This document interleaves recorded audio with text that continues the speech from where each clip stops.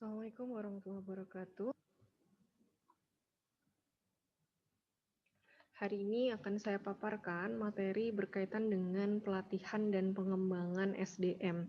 Setelah kemarin kita sama-sama mempelajari bagaimana proses untuk melakukan rekrutmen, proses untuk melakukan seleksi karyawan dengan berbagai jenis tipe,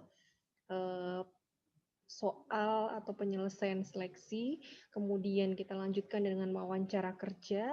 Nah, setelah semua tahapan itu selesai, maka karyawan akan diputuskan untuk diterima atau tidak di dalam perusahaan. Ketika karyawan itu diputuskan diterima oleh perusahaan, maka langkah yang harus diambil adalah melakukan pelatihan dan pengembangan SDM.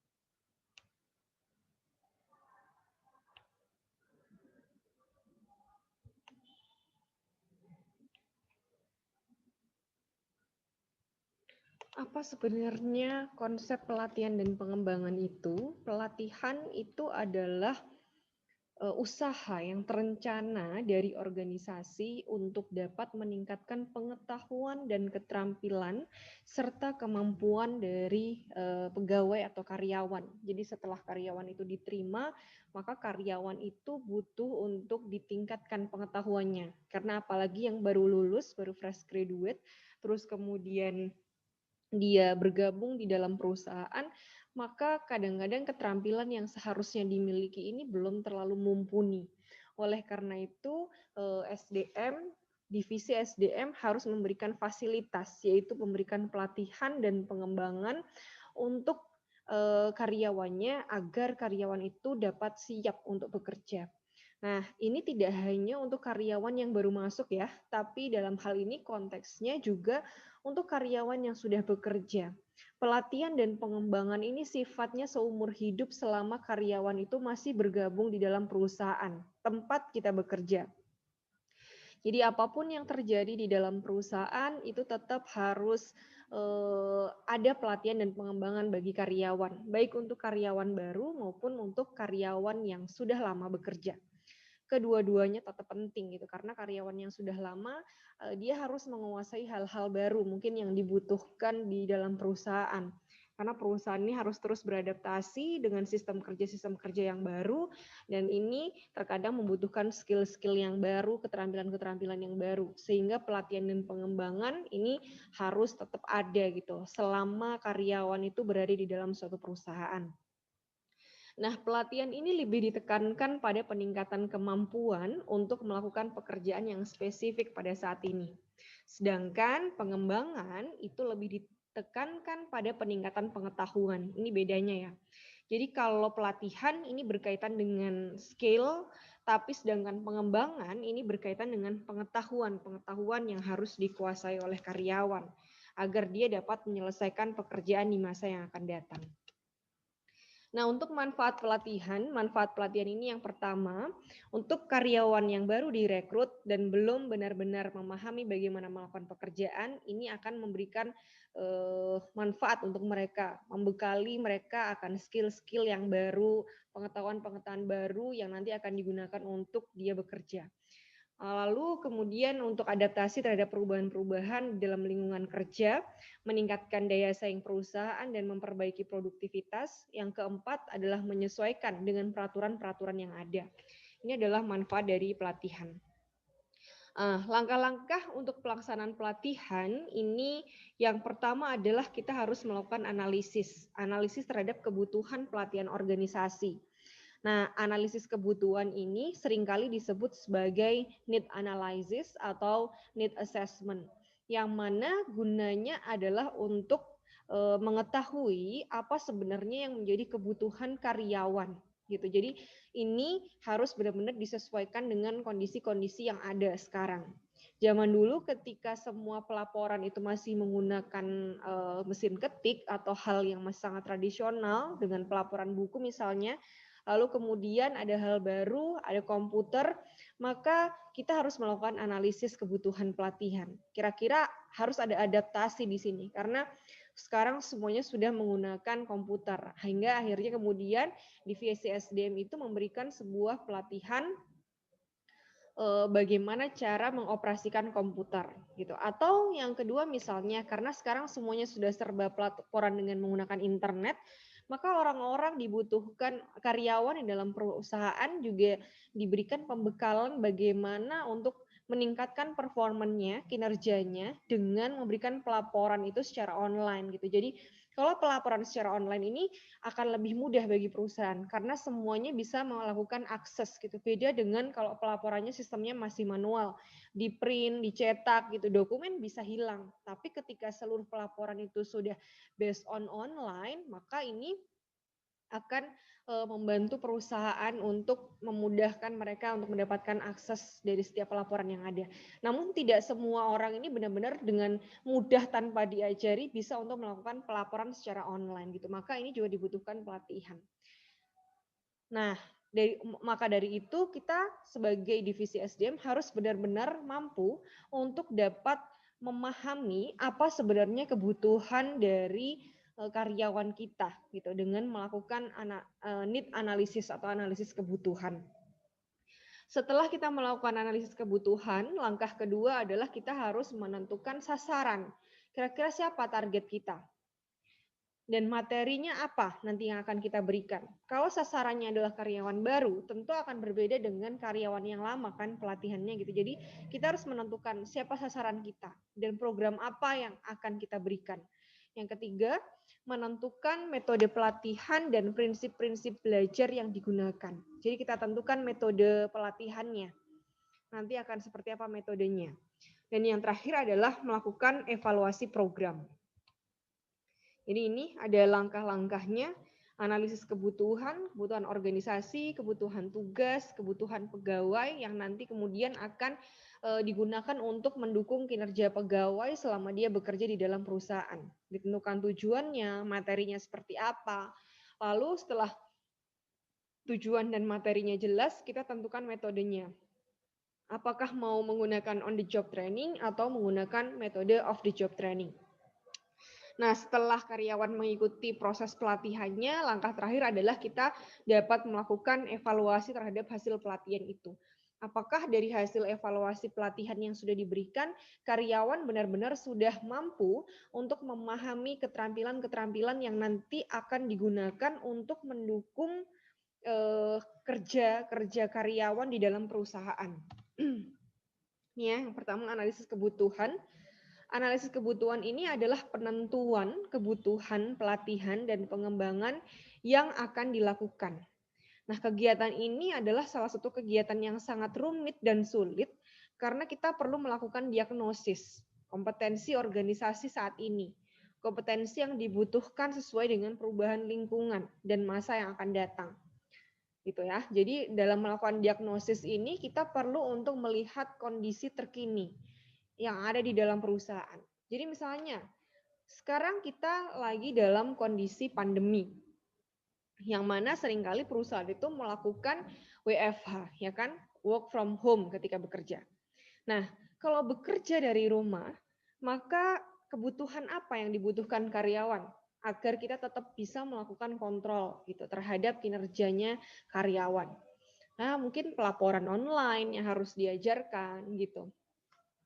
Sistem-sistem online, berbagai pekerjaan online, remote gitu, pekerjaan dengan menggunakan remote, absensi gitu dan lain-lain. Ini harus kita analisis. Gimana cara online-nya dan kira-kira apa yang dibutuhkan agar dia tetap bisa bekerja dengan baik di masa pandemi gitu. Jadi benar-benar diagnosis kompetensi ini harus disesuaikan dengan kondisi saat ini, gitu. Kebutuhan yang dibutuhkan karyawan saat ini.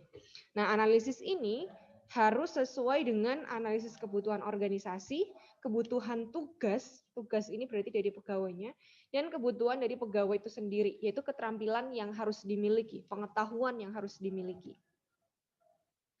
Analis kebutuhan organisasi ini juga berkaitan dengan identifikasi strategi organisasi, lingkungan organisasi pada saat ini dan masa yang akan datang untuk dapat mencapai suatu tujuan.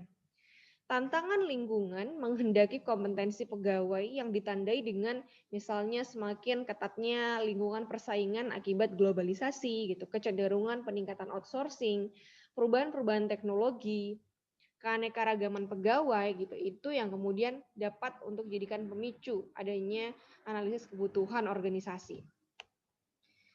Kompetensi dan perilaku sumber daya manusia agar dapat bersaing, dia harus memiliki perilaku yang sikap-sikap inisiatif, kemampuan untuk dapat bekerja di dalam kelompok, evaluasi kinerja, komunikasi, dan kemampuan untuk mendengarkan, menganalisis masalah, dan lain sebagainya.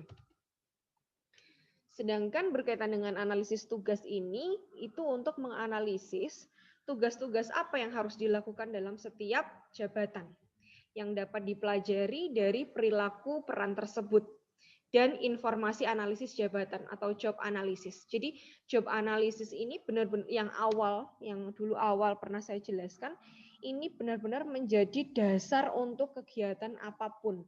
Kegiatan perekrutan, kegiatan seleksi, kegiatan untuk menentukan pelatihan dan pengembangan, untuk memberikan kompensasi gitu, untuk memberikan tugas dan tanggung jawab, semuanya ini berkaitan dengan job analysis. Karena di dalam job analysis itu, di situ disebutkan ada uraian tugas dan persyaratan tugas, serta standar unjuk kerja yang terhimpun di dalam sebuah informasi SDM organisasi. Sedangkan analisis kebutuhan pegawai ini berkaitan mengenai apakah ada pegawai yang kurang dalam kesiapan tugas-tugas atau kurangnya kemampuan, keterampilan, dan pengetahuan yang dapat diketahui dari penilaian kinerja, observasi ke lapangan, dan kuesioner. Jadi kalau analisis kebutuhan pegawai ini biasanya berkaitan dengan skill dan pengetahuan pegawai. Apakah mereka sudah benar-benar cukup untuk dapat bekerja dengan baik, apa belum? Itu disebut sebagai analisis kebutuhan pegawai. Nah, penentuan tujuan pelatihan. Tujuan pelatihan ini harus dirumuskan secara spesifik gitu. Apakah perubahan perilaku atau perubahan pengetahuan yang ini capai? Kalau perubahan perilaku gitu, misalnya kok kayaknya kurang inisiatif gitu atau kemampuan komunikasinya kurang. Maka di situ yang harus kita ubah adalah perilakunya agar individu-individu yang ada di dalam organisasi dia memiliki inisiatif yang baik. Berbeda dengan perubahan pengetahuan. Perubahan pengetahuan ini misalnya tentang penguasaan tentang hal-hal yang baru gitu. Ini berkaitan dengan pengetahuan. Ini harus benar-benar dibedakan. Apakah perilaku atau pengetahuan yang ingin dicapai. Nah, metodenya untuk pelatihan itu ada dua, on the job training atau off the job training. Kalau on the job training, ini biasanya dilakukan pada waktu jam kerja berlangsung, baik ini secara formal maupun informal. Kalau teman-teman tahu, setelah karyawan contohnya itu di Bank Indonesia ya, atau di beberapa perbankan BUMN, ini sering untuk melakukan on the job training. Jadi setelah karyawan baru itu diterima, mereka akan melakukan on the job training. Jadi mereka itu akan ditempatkan di suatu kantor, entah di wilayah manapun.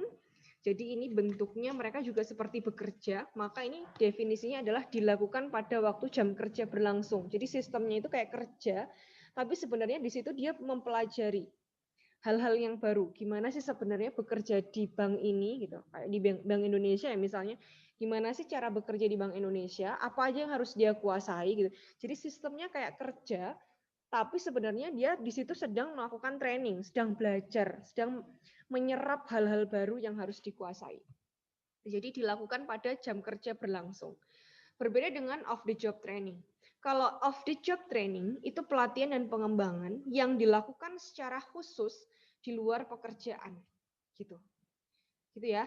Jadi kalau on the job training itu pada waktu jam kerja gitu kayak biasa aja, tapi sebenarnya dia sedang melakukan dia sedang di training, sedang dilatih. Kalau off the job training itu pelatihan atau pengembangan yang dilakukan secara khusus di luar jam kerja. Jadi kerjanya di off dulu, dia secara khusus spesifik diminta untuk melakukan training sehari 2 hari. Kalau on the job training ini waktunya lebih lama. Karena di situ dia diminta untuk bekerja gitu. Tapi bekerjanya dia itu sebenarnya adalah untuk di training. Nah, faktor-faktor efektivitas pelatihan ini yang pertama adalah participation atau partisipasi, yaitu keterlibatan seseorang peserta dalam suatu kegiatan secara aktif dan secara langsung. Yang kedua ada repetition, ini melakukan atau mengatakan secara berulang-ulang dalam usaha untuk menanamkan ide dalam ingatan seseorang. Yang ketiga ada relevance, ini adalah pelatihan mempunyai arti atau manfaat yang sangat penting bagi seseorang. Yang keempat ada transference, yaitu kesesuaian antara pelatihan dengan pekerjaan yang dilakukan sehari-hari, dan feedback, adanya pemberian informasi atas perkembangan kemajuan yang telah dicapai oleh peserta pelatihan. Nah, metode on the job training ini ada beberapa. Yang pertama adalah job instruction training atau latihan instruksi jabatan. Jadi pelatihan untuk manajer atau supervisor yang bertindak sebagai pelatih untuk menginstruksikan bagaimana melakukan pekerjaan tertentu dalam proses kerja. Nah, OJT ini ada macam-macam. Jadi yang pertama adalah job instruction training. Jadi dia diminta supervisi sama seorang supervisor atau manajer, kemudian dia diminta untuk mengerjakan suatu tugas-tugas tertentu gitu. Tapi bentuknya kayak kerja gitu, tapi dia ada coachnya, ada pelatihnya, ada supervisornya yang melatih seseorang karyawan baru itu untuk melakukan pekerjaan-pekerjaan tertentu. Itu disebut sebagai job instruction training. Yang kedua, itu ada coaching atau bentuk pelatihan dan pengembangan yang dilakukan di tempat kerja oleh atasan dengan membimbing petugas melakukan pekerjaan secara informal dan tidak terencana. Ini disebut sebagai coaching. Jadi bentuk pelatihan pengembangan yang dilakukan di tempat kerja oleh atasan, tapi ini informal, nggak ada rencananya. Karena atasannya ngelihat, oh ini kayaknya yang ini butuh dikembangkan dari sisi inisiatifnya gitu. Oh karyawan baru yang ini kayaknya komunikasinya gitu. Maka ini dilatih tapi tidak terencana. Setiap orang masing-masing beda-beda. Itu disebut sebagai coaching. Yang ketiga ada namanya job rotation. Job rotation ini artinya karyawan itu ditukar-tukar tugasnya. Jadi kalau misalkan karyawan baru di bank, penempatan pertama dia di bagian customer service. Nah, job rotation itu memutar tugas kerja karyawan. Pertama di customer service, nanti diganti lagi. Dia jadi teller. Kemudian setelah 3 bulan dipindah lagi ke back office. Ini disebut sebagai job rotation. Perputaran tugas di dalam sebuah pekerjaan yang maksudnya itu adalah agar seluruh karyawan itu benar-benar mampu menguasai seluk-beluk dari perusahaan. Dan dia benar-benar memahami sebenarnya tugas-tugas dari seluruh jabatan di dalam organisasi itu seperti apa. Itu disebut sebagai job rotation. Sedangkan apprenticeship adalah pelatihan yang mengkombinasikan antara pelajaran kelas dan praktek di lapangan. Gitu. Jadi ini ada sebuah kombinasi. Sedangkan metode of the job training ini macam-macam. Ada lecture, itu berarti kayak ada ceramah gitu yang diberikan, ada video presentasi, simulasi, role playing atau bermain peran, studi kasus, self study ini jadi sifatnya kebanyakan kayak ini di luar pekerjaan gitu ya. Berbeda dengan tadi, berbeda dengan on the job training. Kayak rotasi pekerjaan kan dia dipindah tugaskan gitu, dengan jabatan yang berbeda. Tapi kan masih dalam konteks bekerja. Berbeda dengan off the job training ini. Kalau off the job training ini dia di luar sistem kerja gitu, di luar pekerjaan yang dilakukan secara rutin. Itu disebut sebagai off the job training. Nah, setelah itu dilakukan sebuah evaluasi, pelatihan, dan pengembangan. Di sini kita melihat bagaimana reaksi peserta terhadap isi dan proses pelatihan. Jadi kita akan meminta mereka untuk memberikan feedback. Apa yang sudah mereka dapatkan dari proses pelatihan dan pengembangan yang sudah diberikan. Yang kedua, bagaimana pengetahuan yang mereka dapatkan. Pengalaman dari latihan-latihan itu bagaimana. Apakah ada perubahan perilaku? gitu di dalam diri peserta gitu. Itu yang kemudian akan menjadi evaluasi. Kita harus cek gitu, dari hari ke hari gitu bagaimana hasilnya gitu ke karyawan. Oke, kira-kira itu yang bisa saya sampaikan. Saya akhiri. Wassalamualaikum warahmatullahi wabarakatuh.